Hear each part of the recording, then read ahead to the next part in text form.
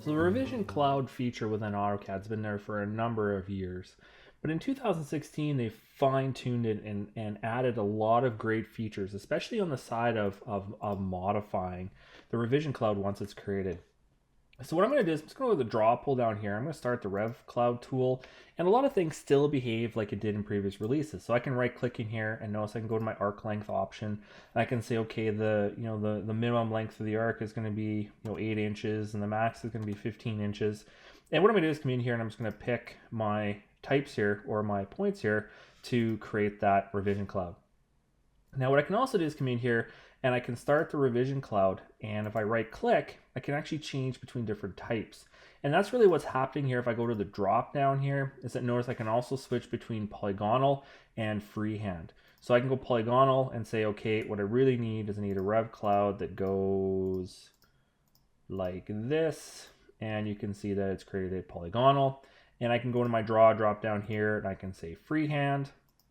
And what I can do is kind of just pick a point, and I've let go of the mouse button and just start moving it. So this is kind of the original method for creating that revision cloud. Now that's one thing of switching the type, but another great thing is that notice the grips have been extremely simplified. So now what happens is it actually works like a polyline. So what I could do is I could take this one, and notice that if I hover over the point, that I can remove vertex, I can stretch the vertex. So if I want to move that, if I want to come in here and I want to add a vertex, I can pick add vertex, and notice I can pick a new point.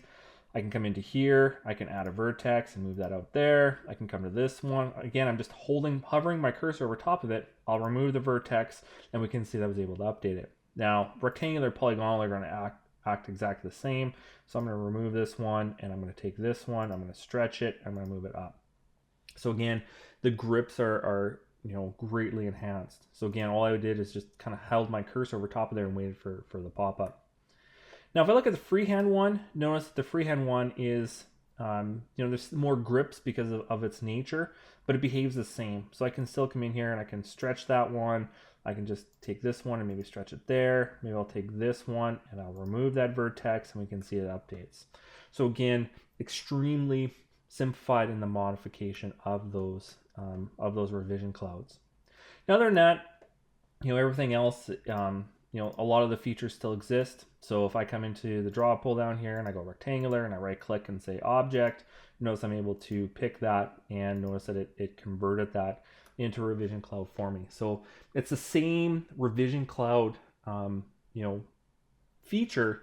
It's just you can quickly flip back and forth between the 3 different types for creating it, and then the modification features after it are, a lot easier to work with that Rev Cloud now in 2016.